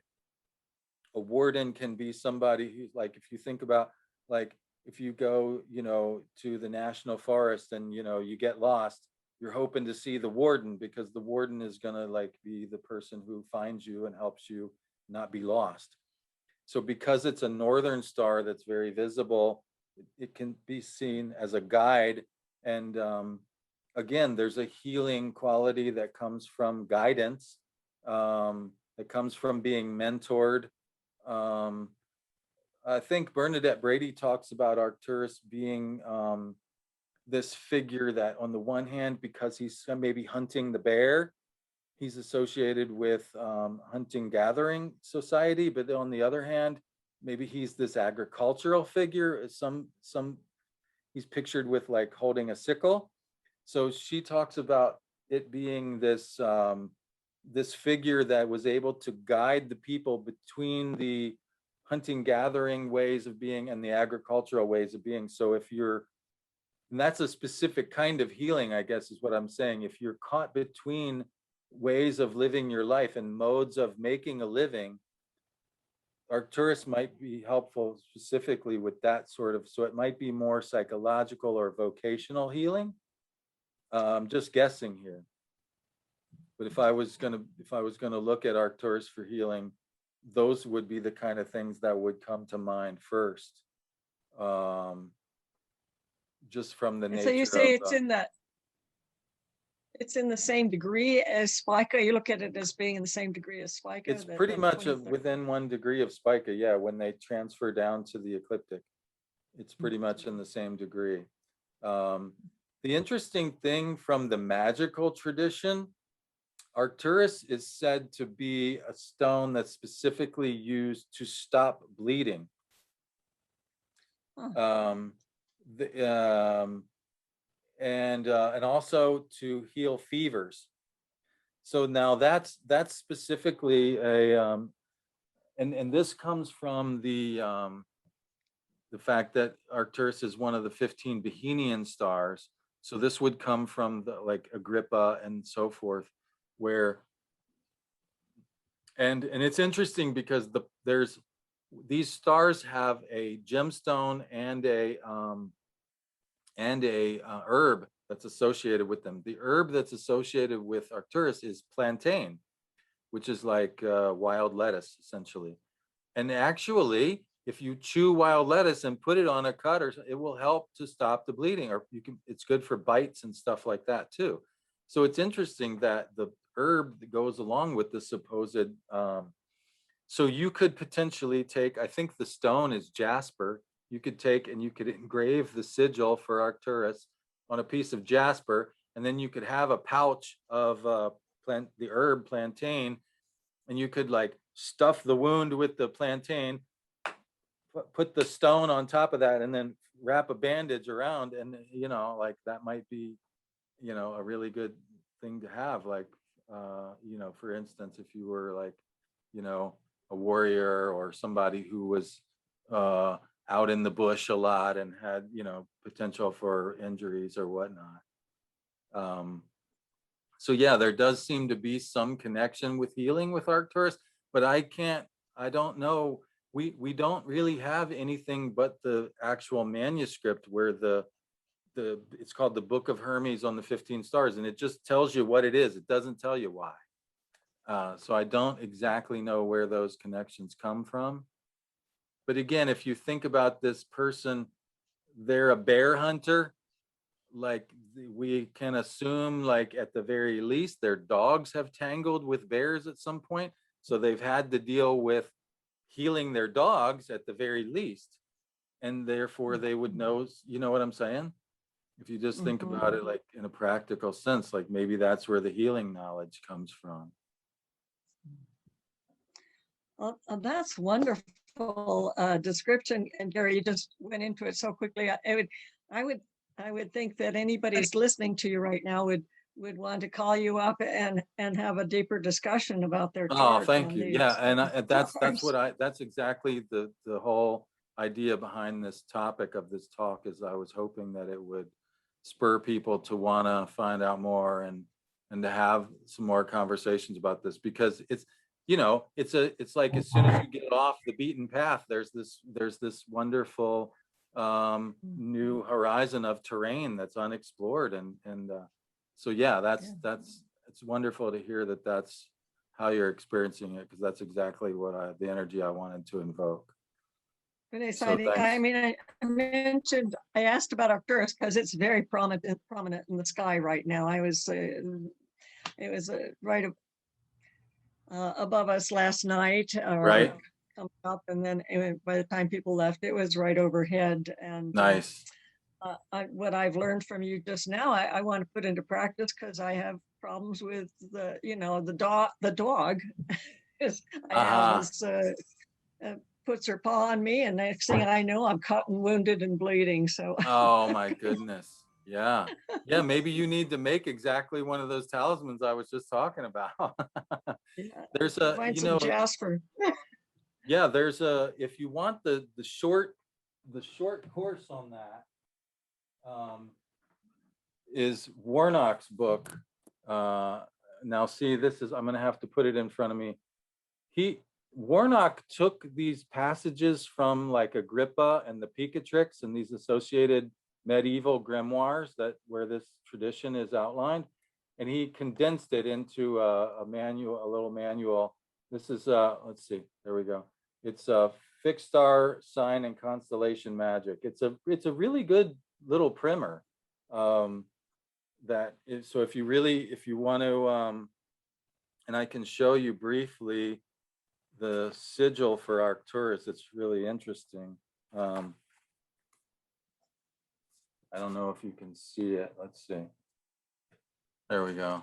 Yeah, it's a little hard to see, but there's a sigil. There's a specific, like, almost Kabbalistic sign that goes with each one of these stars. And then there's so you would carve that, and then there's a stone and an herb that goes with them. And so yeah, you can. That's one of the ways that you can work with these 15 stars. There's 15 of these Bohemian stars. And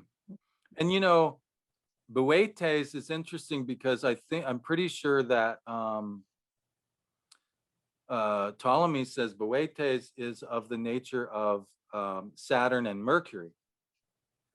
Now that's very interesting, because if you think about this, so here's this figure. It's either a ward, right? It's warding away the bear. It's chasing the bear away. Well, there's Saturn in its protective role, right? And it's also, and if it's a hunter, Mercury, right? It's chasing after the bear, so Mercury. But now, if it's a guide, then the things you want in a guide is it's going to have a, authority, Saturn, and it's going to know the way, Mercury. So Saturn so Boetes as a constellation, by the way, the two planets that are associated with occult wisdom and astrology in classical would be Saturn and Mercury. So you could possibly do a Boetes talisman simply for increased knowledge of the occult arts, for instance, because it's of the nature. And it might be interesting now, it's going to be a while before Saturn gets back around to Libra. But Saturn's in Aquarius, so you could get like the moon in Boetes in Libra, making a trine to Saturn in Aquarius. And you could bring in those, and you could make a talisman where you bring in the Saturn, that way. Maybe you could get, Mercury in Gemini, Saturn in Aquarius, and the moon in Boetes, right? And like make a talisman where you got the two planets, they're coming at it in the trines, and then you use the moon to bring in the energy of the star. That's how you would make a constellation talisman of Boetes. And it might have healing implications. It might have be a guy. And according to the planetary significations, it would be something that would facilitate deepening of occult knowledge as well. Terrific. Yeah. Fascinating stuff, right? You're welcome. Great. That's great. Does anybody else have a question that they would like to? We'll wind it up in a few. We don't want to keep Gary forever here, but anybody else have a Frank? I have a question that's not so specific and astrological as much as sort of practical about how to get the actual degrees of the stars. You've gone through several of them in which you mentioned how they're associated, well, like first in 1900 and then in the year 2000, they were at what degree of of longitude. Well, if one wants to continue doing this and look at various other stars, just exactly how do you get the degree of longitude that star would be when projected down onto the right? I have solar fire, and I know I can go to the Constellations. That's what I recommend. The Constellations of Words is a really good one. I can't speak to solar fire. I don't know how you how you stick stars in there. If you go to astro.com, they have a certain amount of stars that they put in. There's an option. I think you can put in other stars too, but yeah, I can't really speak to software, because I don't use solar fire. Mostly I just recommend. I mean, there's a really good list here. That's Constellation of Words. That's really nice what you just brought up here on the screen with from the website Constellations of Words, and their whole list of stars. Wow, that's just really neat. It's all alphabetical. I can just find whatever star I want and see the longitude that it would line up with.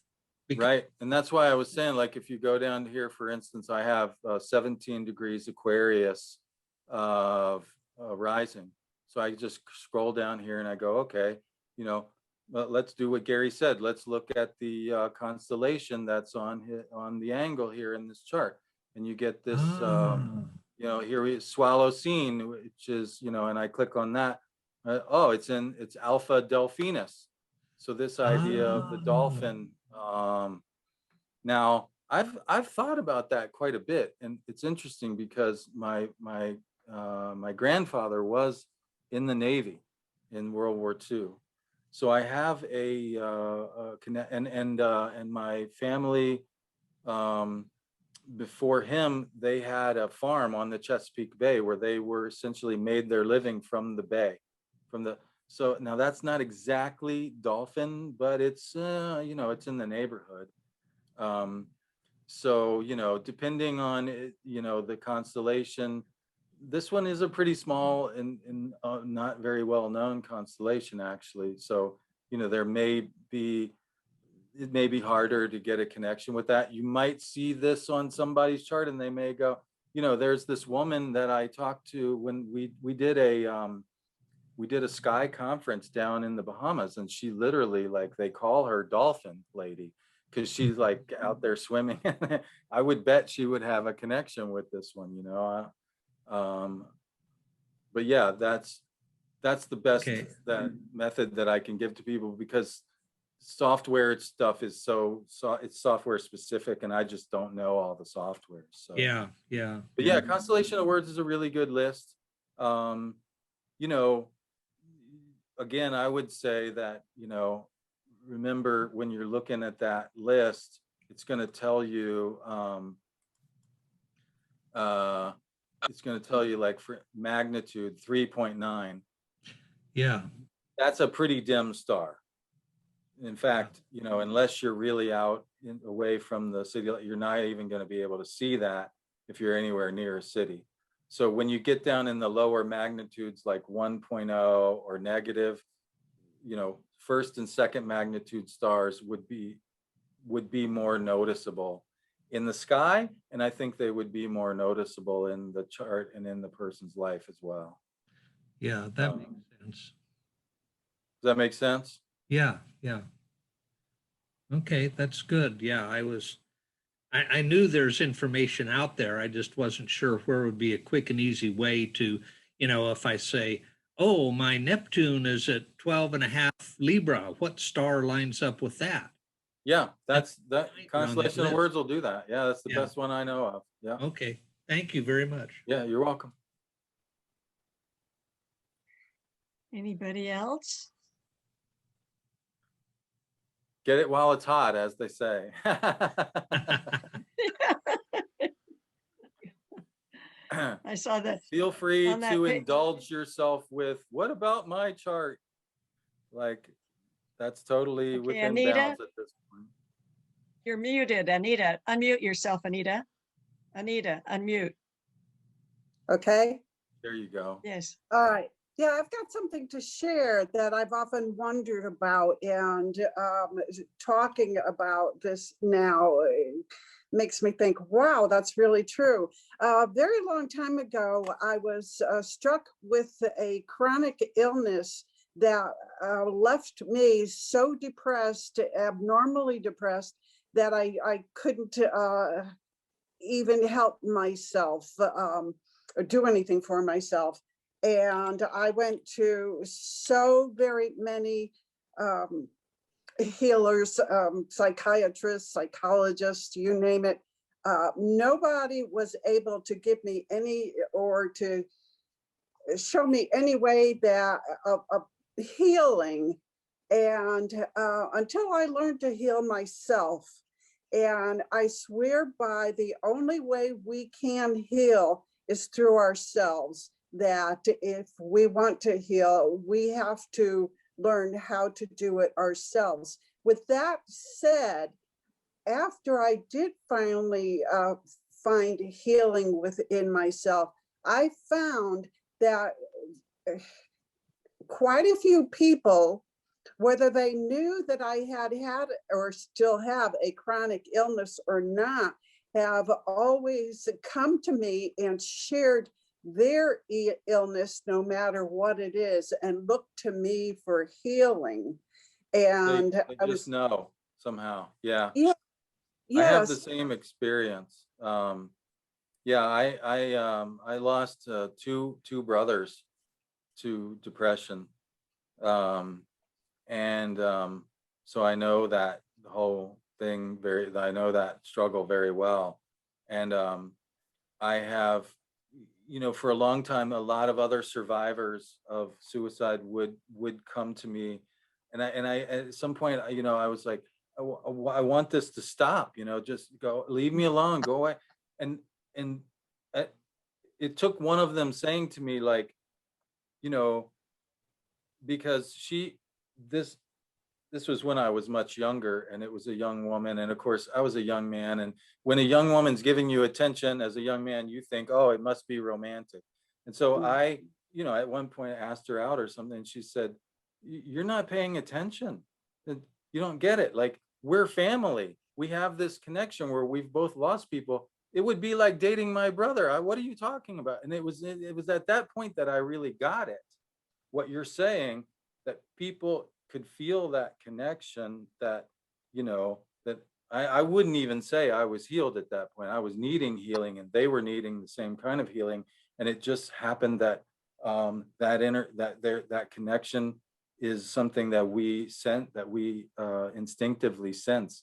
So I know exactly what you're talking about, and I think it's very true. I think that especially, with modern medicine being, and there's so many side effects and everything, for me, like, I'm going to definitely try, first of all, to see what I can do for myself before I go that route, A, and B, like being an active participant. And nowadays you can actually talk to the doctor and have some input. Back in the day, when you went down that road, you did what the doctor said, and that was it. Like, you were a victim of the system at that point. But I think that you can actually engage with that system and have more options nowadays as well. So I think that that's what you're saying is true on many levels, I guess, and it's interesting.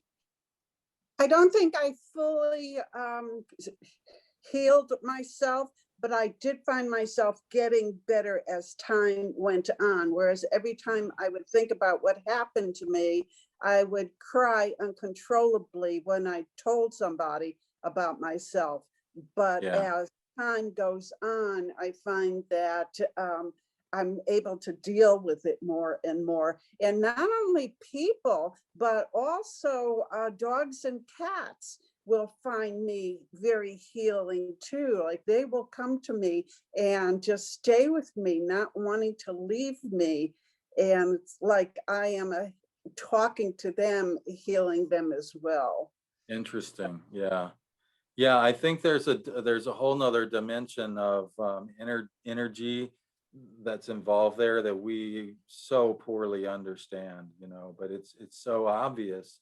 And yet, it's like, we're not just recovering from Freud's sanity, we're recovering from, the science as a religion. Essentially, science has become the religion.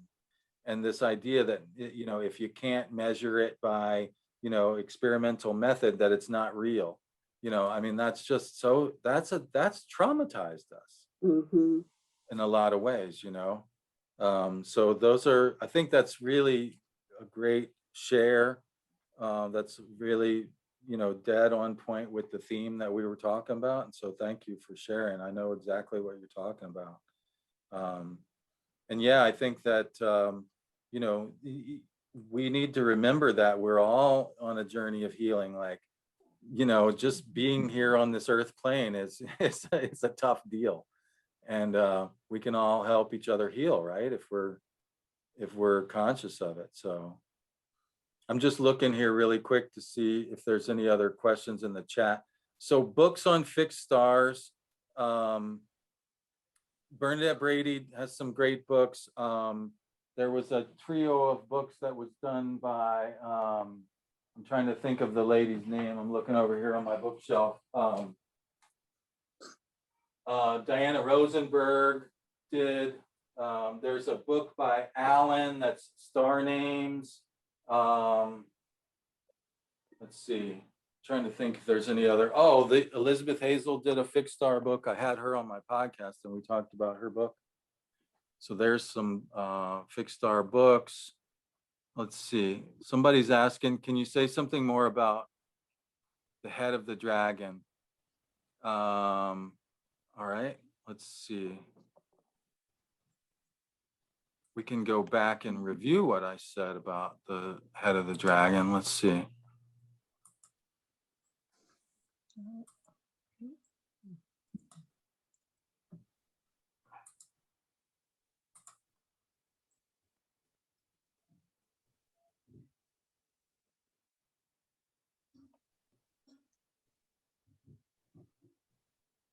Edamine.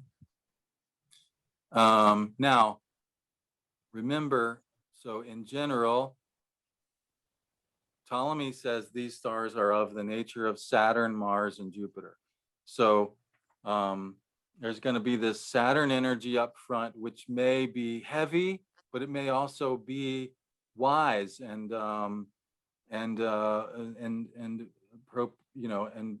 protective as well. And then there's going to be some Mars and Jupiter energy that come along with that on the backside.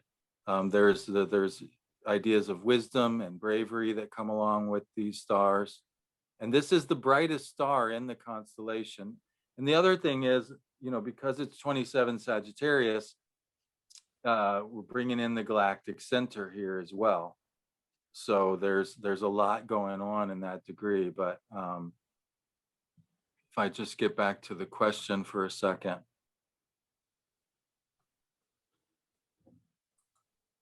Let's see, what was the question exactly? Just to say more about it. Oh, my moon is there. Uh-huh. Your moon is at those exact degrees? 28 Sag. 28? Yeah. Yeah, that's pretty close. And are you a nocturnal birth? Yeah, 9:22. 9:22 p.m.? Mhm. Yeah. So classically speaking, in a nocturnal chart, what's your sun sign? Capricorn. Capricorn. Okay. So that's interesting because, on the one hand, Capricorn is like,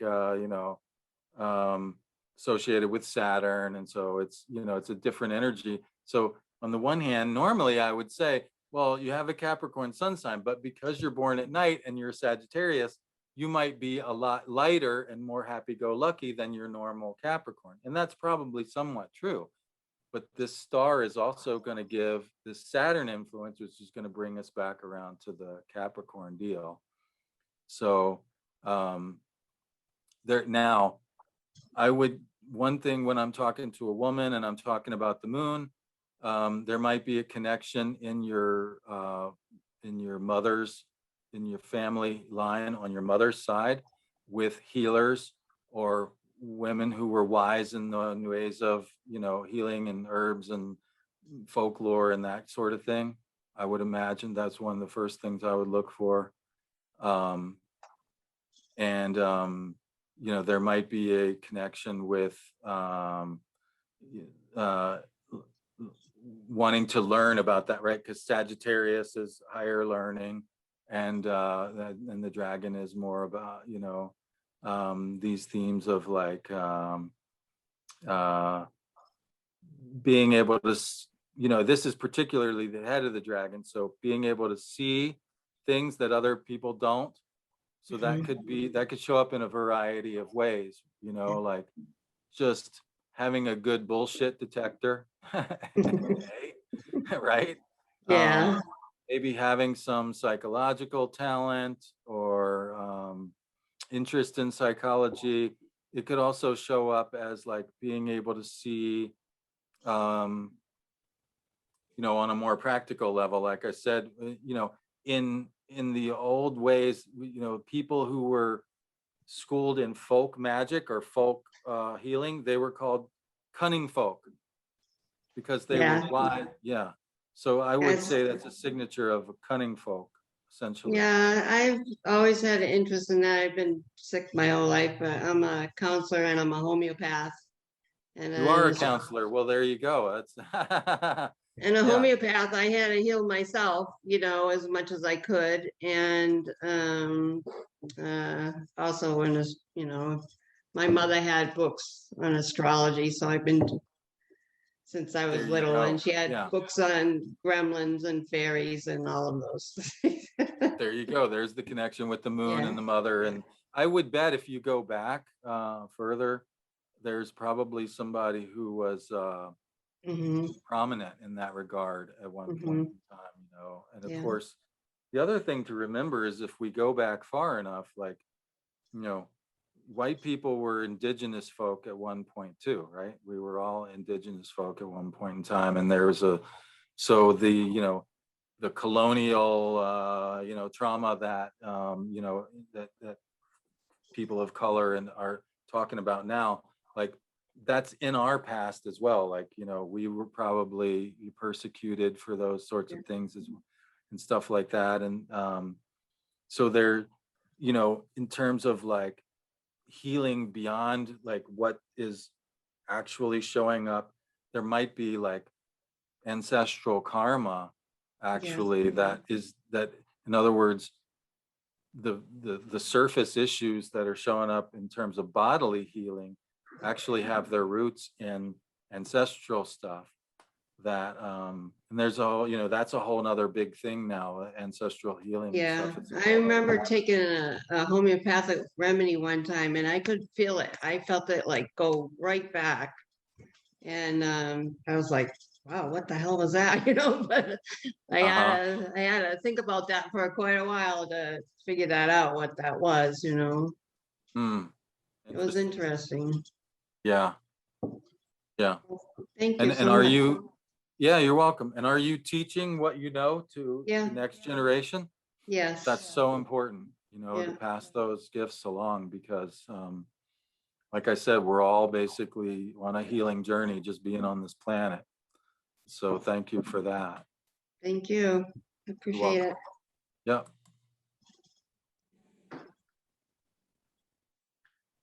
Hey, is there any more?